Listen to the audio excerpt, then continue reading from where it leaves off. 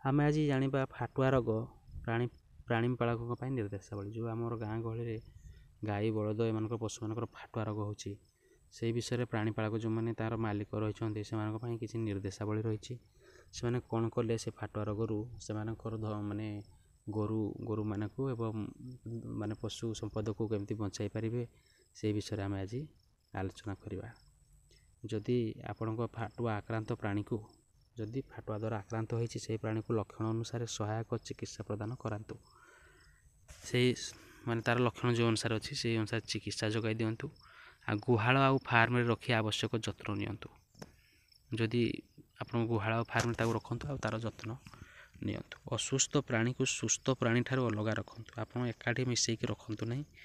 ସୁସ୍ଥ ପ୍ରାଣୀଙ୍କ ଠାରୁ ସେମାନଙ୍କୁ ଅଲଗା ରଖନ୍ତୁ, ଅସୁସ୍ଥମାନଙ୍କୁ ଅଲଗା ରଖିଦିଅନ୍ତୁ ଓ ଚରିବା ପାଇଁ ଗଛରକୁ ଛାଡ଼ନ୍ତୁ ନାହିଁ ଏବଂ ପଡ଼ିଆକୁ ସେମାନଙ୍କୁ ଚରିବା ପାଇଁ ଛାଡ଼ିବେନି ଯେଉଁମାନେ ଆକ୍ରାନ୍ତ ହୋଇଛନ୍ତି। ବାହାରୁ ଆସୁଥିବା ପ୍ରାଣୀକୁ ଅନନ୍ୟ 21 ଦିନ ଅଲଗା ରଖିବା ପରେ ସୁସ୍ଥ ପ୍ରାଣୀଙ୍କ ସହ ମିଶାନ୍ତୁ। କରୋନା ଭଳି ଠିକ୍ ଏହା ବାହାରୁ ଯେଉଁମାନେ ଆସୁଛନ୍ତି ସେମାନଙ୍କୁ 21 ଦିନ ଅଲଗା ରଖିବେ, ତାପରେ ସୁସ୍ଥ ପ୍ରାଣୀଙ୍କ ସହିତ ମିଶାଇବେ, କାରଣ ତାଙ୍କ ପାଖରେ ବି ଫାଟୁଆର ଲକ୍ଷଣ ଥାଇପାରେ। ସଂକ୍ରମିତ ଅଞ୍ଚଳର ଗୋଖାଦ୍ୟ ଯଥା ନଡ଼ା, କୁଟା ଆଦି ଅନ୍ୟ ଅଞ୍ଚଳର ସୁସ୍ଥ ପ୍ରାଣୀକୁ ଖାଇବାକୁ ଦିଅନ୍ତୁ ନାହିଁ। ଯେଉଁ ଅଞ୍ଚଳରେ ସଂକ୍ରମିତ ହୋଇଛି ଫାଟୁଆ ରୋଗଟି, ସେ ଅଞ୍ଚଳର ଗୋଖାଦ୍ୟ ଯେଉଁଟାକ ଗୋଖାଦ୍ୟ ତିଆରି ହେଉଛି ବା ଆସୁଛି ସେହି ଅଞ୍ଚଳରୁ ଯଥା ନଡ଼ା, କୁଟା ଆଦି ଅନ୍ୟ ଅଞ୍ଚଳର ସୁସ୍ଥ ପ୍ରାଣୀକୁ ଖାଇବାକୁ ଦିଅନ୍ତୁ ନାହିଁ। ସେ ଅଞ୍ଚଳକୁ ନେଇକି ତାକୁ ଖାଇବାକୁ ଦିଅନ୍ତୁ ନାହିଁ, ନହେଲେ ତାଦ୍ୱାରା ବ୍ୟାପାର ଚାନ୍ସେସ୍ ରହିଛି। ପାଟି, ଗୋଡ଼, ପହ୍ନାର ଘା'କୁ ଖାଇବା ସୋଡ଼ା ଦ୍ରବଣ 1 ଲିଟର ପାଣିରେ 10 ଗ୍ରାମ ଖାଇବା ସୋଡ଼ା ମିଶାଇକି ତାକୁ ଭଲ ଭାବରେ ଧୁଅନ୍ତୁ। ତା ପାଟି, ଗୋଡ଼, ପହ୍ନାର ଯେଉଁଠି ଘା ହେଇଛି ସେଠି ଖାଇବା ସୋଡ଼ା ଦ୍ରବଣ ମିଶାନ୍ତୁ। 1 ଲିଟର ପାଣିରେ 10 ଗ୍ରାମ ଖାଇବା ସୋଡ଼ା ଦିଅନ୍ତୁ ଆଉ ତାକୁ ଭଲ ଭାବରେ ଧୋଇ ଦିଅନ୍ତୁ।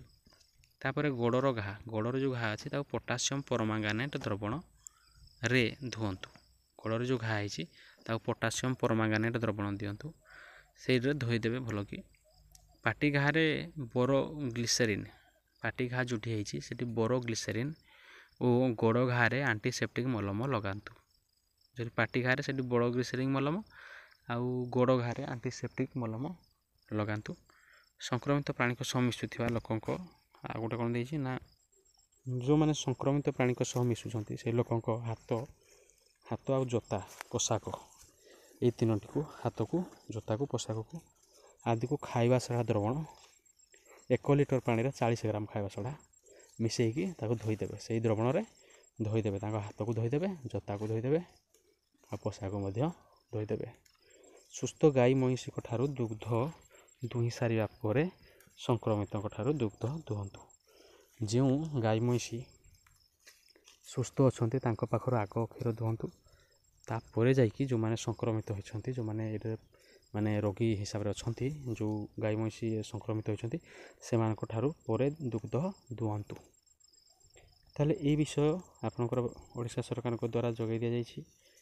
ତାହେଲେ ପ୍ରାଣୀ ଆଉ ଏଠି ଲେଖା ହେଇଛି ଗୋଟେ ପ୍ରାଣୀ ଧନର ଉନ୍ନତି, ଚାଷୀଙ୍କ ପ୍ରଗତି। ତାହେଲେ ସେ ଚାଷୀମାନେ ପ୍ରାଣୀ ଧନକୁ କେମିତି ରଖିବେ ସେ ବିଷୟରେ। ଏ ବାବଦରେ ଯଦି ଅଧିକା ସହାୟତା ପାଇଁ ଆପଣ ନିକଟସ୍ଥ ପ୍ରାଣୀ ଚିକିତ୍ସା ଅନୁଷ୍ଠାନ କିମ୍ବା ଦେୟମୁକ୍ତ ନମ୍ବର 1962 155 333 ମାନେ ଏଇ ଦୁଇଟାରେ ଆପଣ କଲ୍ କରିପାରିବେ। ସେଇ ଦୁଇଟାରେ 1962ରେ କରିପାରିବେ, ତା'ର ବି ସମାଧାନ ହେଇପାରିବ। ଆଉ 155 333 ସହ ମାନେ ସେଇଥିରେ ବି କଲ୍ କଲେ ଆପଣ ତାଙ୍କ ସହିତ ଯୋଗାଯୋଗ କରି ଅଧିକ ସୂଚନା ପାଇପାରିବେ। ଏଇଟା ଲଗାଇଲେ ଆପଣ ନିକଟସ୍ଥ ପ୍ରାଣୀ ଚିକିତ୍ସାଟାକୁ ଲାଗିବ। ତାହେଲେ ଗୋଟେ ଏଠି ଦିଆଯାଇଛି, ଗାଈ ଗୋରୁ ନେଲେ ଫାଟୁଆ ଟୀକା, କ୍ଷତିରୁ ବଞ୍ଚିବ ଗୋରୁ ଜୀବିକା। ସୁନ୍ଦର ଗୀତଟି ଦେଇଛି।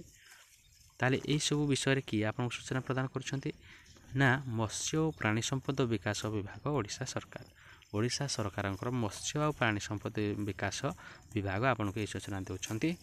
ଆପଣମାନେ ୟାର ପାଳନ କରି ଆପଣଙ୍କର ପଶୁ ସମ୍ପଦକୁ, ପ୍ରାଣୀ ଜୀବନକୁ ସୁରକ୍ଷିତ ରଖନ୍ତୁ।